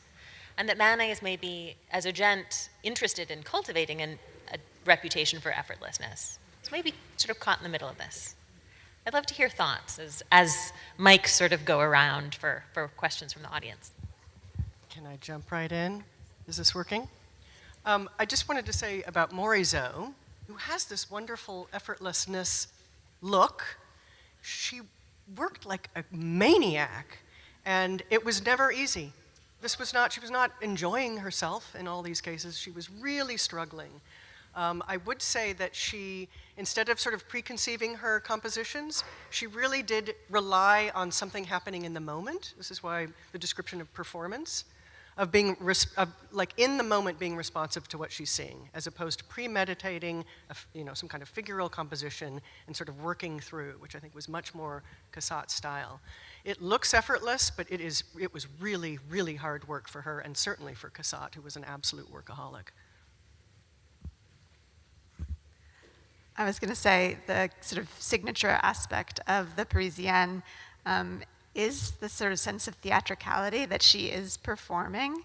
And so I think she may appear effortless, but there was an understanding that a lot of work and a lot of thought has gone into her chicness, right? That it was through cultivation, through taste, and through a sort of education that you could only gain in Paris. So this idea of the Parisienne is very much bound up in the idea that women and moving through the city and being in all of these fabulous spaces, that they are getting a specific education that was not available elsewhere. And so women, other than French women could become Parisiennes as long as they also had that education. So it's sort of an interesting sort of acknowledgement that there is some labor there, that they did have to go through this process, but yes, they're supposed to pull it off with panache. I'm inclined again to just look at it from the stylistic point of view, and just when you consider the seasons, autumn and spring, Manet's paintings, it's so interesting the time and effort he takes to create their garments. The fact that he goes and he has a hat specifically made for Jean, and the dress, that they appear very made up as well, almost like they're heavily made up, theatrical, somebody mentioned earlier.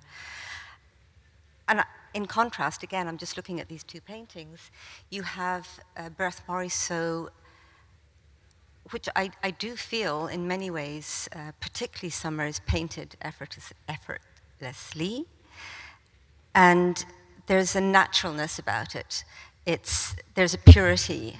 It doesn't feel so labored. And you get much more movement, not only in her brushworks, but also in her subjects. You know, you have summer, is she just about to leave with her parasol on hat, or has she just entered? When you look at winter, you know, there's that slight lean forward, and they're both looking out at the viewer, and you get this sense that they want to engage the viewer somewhat. They're staring right at us, and again, you get that sense of movement, that she's just sort of caught mid-step with that sort of curious look on her face. And I really feel, particularly looking at these four paintings, that you're getting that sense of artifice and from Manet, and I don't know again whether that's a gender thing, but you get a much more natural feel from Morisot's paintings of the seasons. They're more atmospheric. And I think that for me, there's a depth to them that is lacking in the Manet seasons. Ooh, harsh. Well, maybe we can begin to take some questions from the audience. I imagine there are some. I see somebody in the center back here. If we can get a microphone over to this audience member. Okay, perhaps. Coming.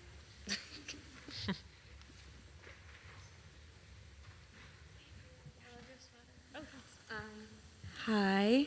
Oh God, it's so loud.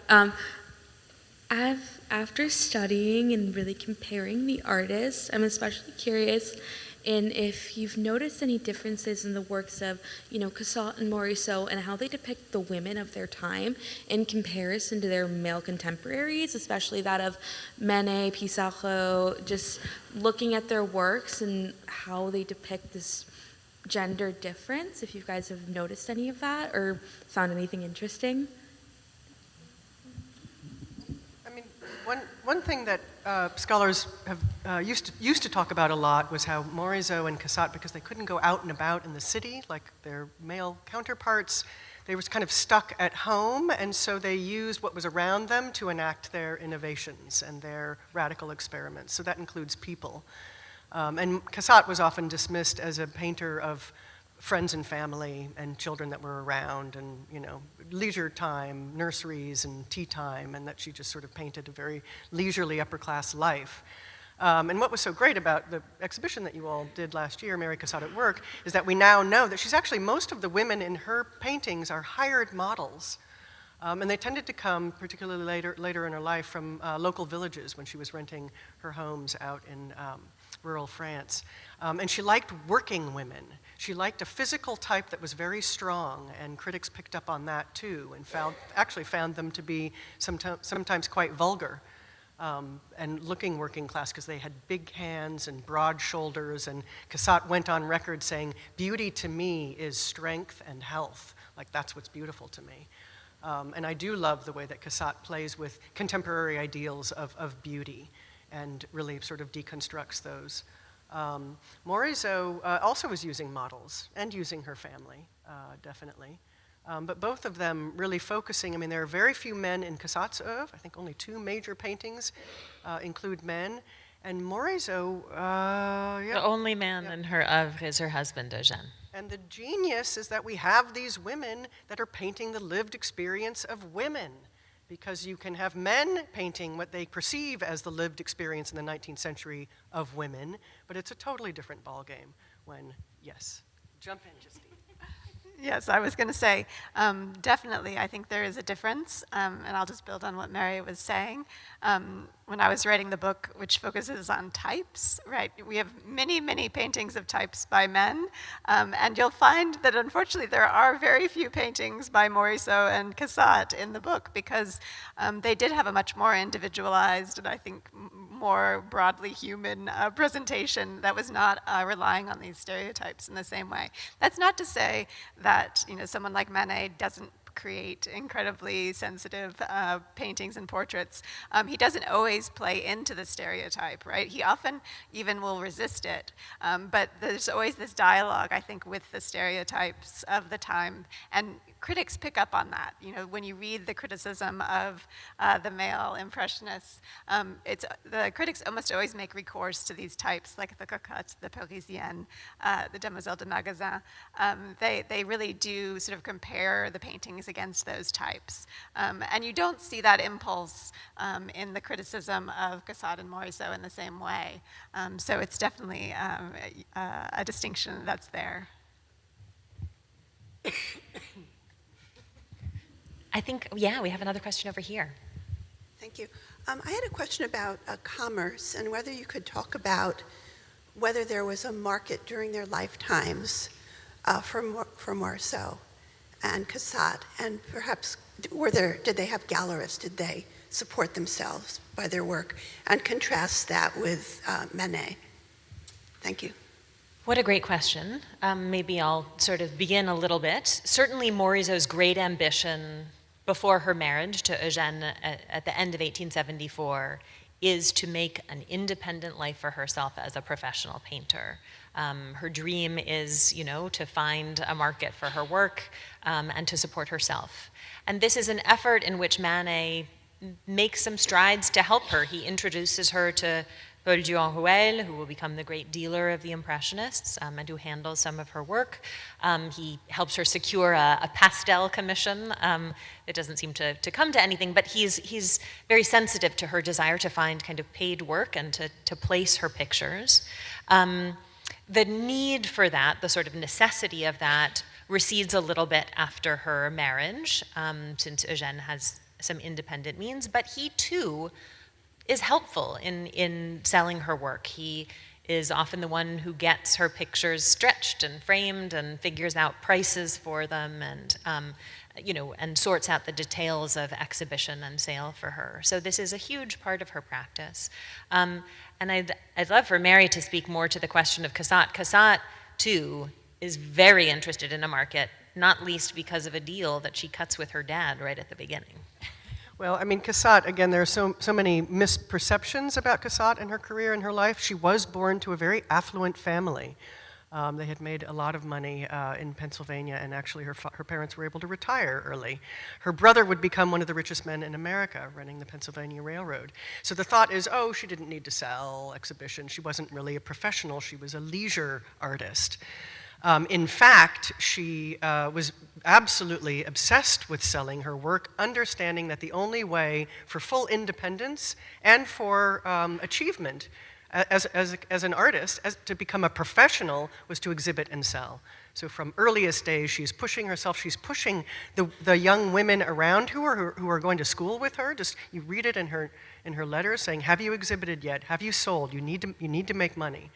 She does make a deal with his dad at some point. His father is horrified at her ambition. I mean, she's being trained to become a proper bourgeoise. I mean, somebody who's going to marry well and set up a brilliant household and, aid and abet her husband in his professional affairs and create a family and run the household.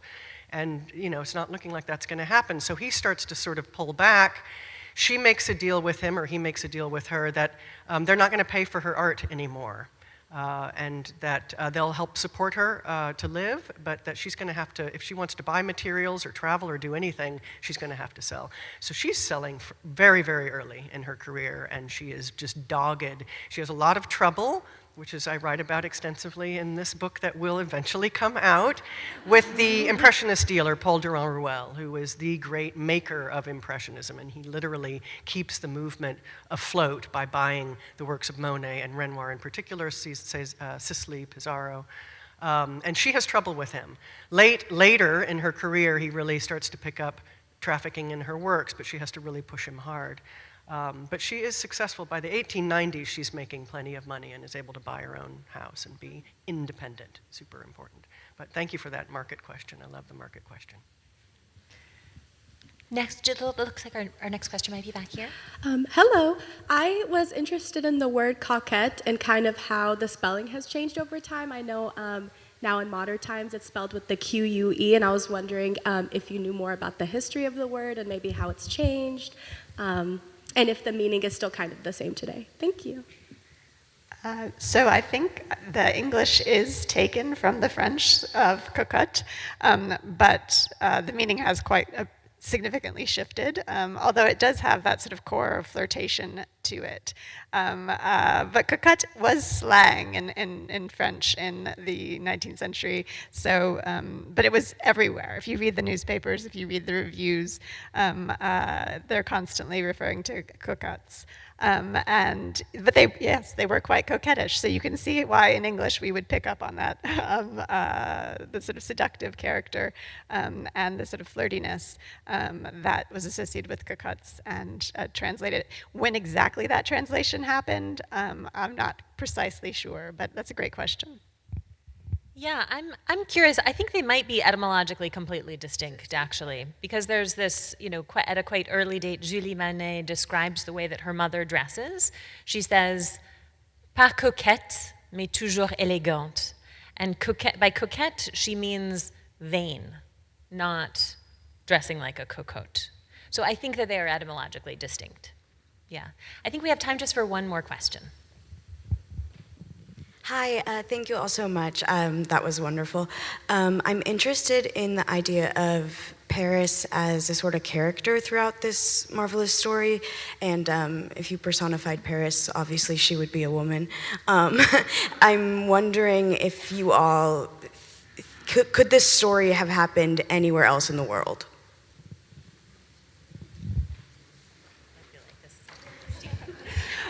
Well, the 19th century would say no, right? That Paris is king, French fashion is king, and there really wasn't a comparable culture or society at the time. That's why artists are flocking to Paris. I mean, Mary Cassatt, the American, comes to Paris. The painting I showed of the street scene by Charles Géron, he's a Swiss artist.